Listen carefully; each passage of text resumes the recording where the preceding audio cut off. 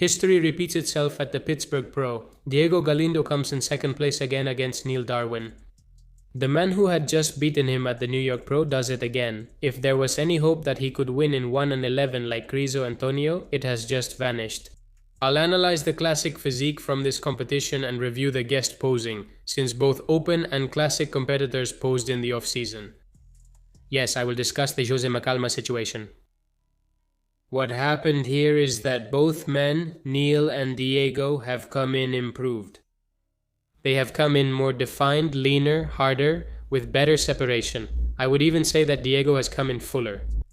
But in his case, from one competition to the next, he has improved a lot, because in the previous one he came out sick, but in this one he wasn't sick, he came out well. And if he already beat Diego while he was sick, just imagine him at 100%, practically. I already spoke about this at the New York Pro. I think they are way too close in a lot of poses, like the front double biceps, the side chest, the classic pose which is super subjective, and in the abs and thighs, well, for me, Neil would win there.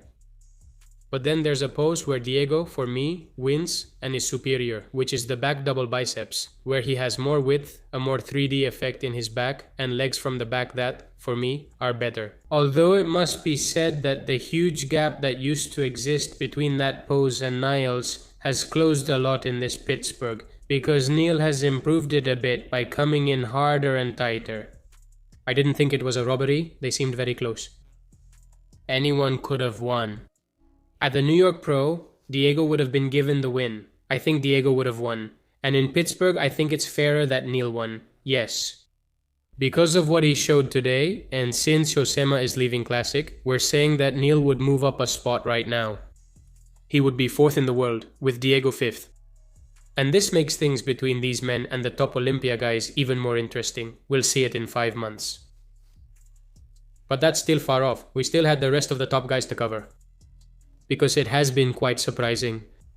In 3rd place is the Chinese athlete Chen Kang. I mentioned him in my prediction video and thought he'd do well, but I didn't expect just how well. He finished 3rd. Yes, 3rd. Very good. He has a nice structure.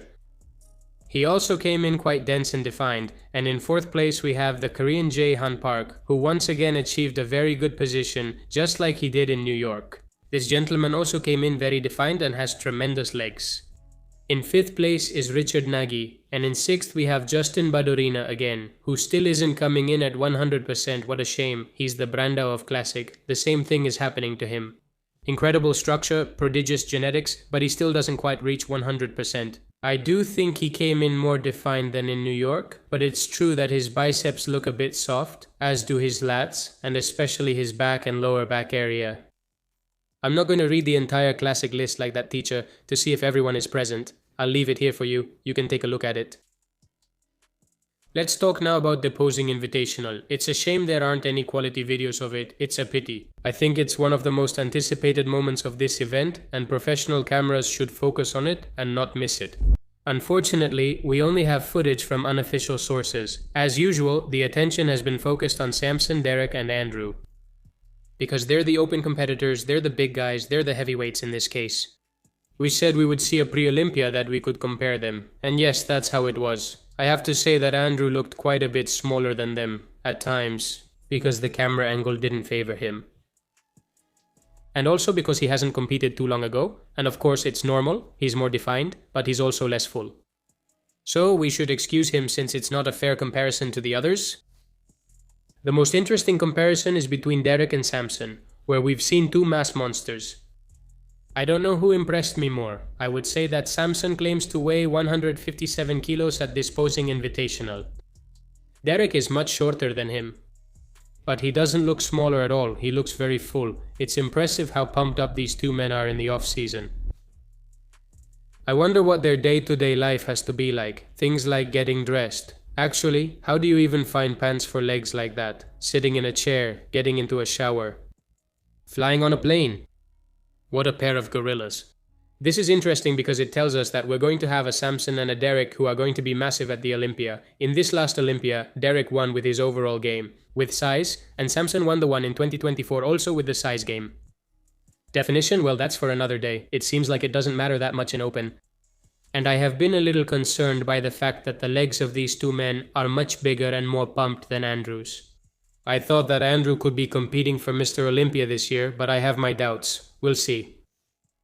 What I conclude from this is that Derek could become champion again, which will surely upset a lot of people, and that Samson could reclaim the throne. I truly believe it. We'll see what happens. As for the classic competitors who came out, well, hey, Dino seems impressive to me. He's been striking some poses with Derek. Olympia versus Olympia, supposedly the two best in the world right now. And Dino is very defined for being in the off-season, I must say. It's been an interesting comparison. The Brazilian has incredible genetics.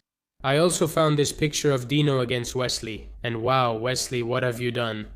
It hasn't been long since he competed, but he looks like an open competitor now. How did he get so big? Wesley's physique is insane. His chest and shoulders are so full and even so defined. Massive legs. Very good. We have a full video of Josema posing well. I saved it for last because he confirmed he's going open. I didn't rush to upload it earlier because, thanks to beloved and adorable Instagram and its immediacy, news comes out almost before things even happen. That's how fast it is. Hurting all of us YouTube creators, but oh well. This afternoon I'll upload a second video discussing whether I think it's a good or bad idea, analyzing everything Josema has said in detail, because his message contained important points. And I want to do a deeper analysis. In conclusion, Josema goes open. Now let's discuss his guest posing. He's gigantic. He's doubled in size this off-season. I don't know what he's done, but I didn't like it as much. Because I'm used to seeing Josema with paper-thin skin, super defined. With incredible separation. Seeing him now so covered up is shocking, you know? It's like he lost his magic. His magic was being so defined, almost to a disturbing degree. And yeah, he's much bigger here, no doubt about it. But damn, seeing him like this, more covered up, with more water and a bit more fat on his stomach and everything, well, I just didn't like it as much. But still, it's impressive. And next to the other open competitors, he didn't look too out of place. And next to the classic guys, he looked gigantic. Let's try to imagine this look, with extreme definition, with a few more kilos of muscle, and taking away the fat and water. In a few months, when he really competes in open. This has only been an exhibition. This is going to be brutal, spectacular. From the open category and men's physique, it was great and interesting. I already discussed it in yesterday's video, so I won't cover it now. The Pittsburgh event was amazing. With lots of competitors who were already qualified for the Olympia, and they competed again because they wanted to. In men's, all the top competitors were there. In open, all the top competitors were there. Classic also had several qualified competitors. Then the guest posing was spectacular. It's fun to see them like this in the off-season, all going up against each other.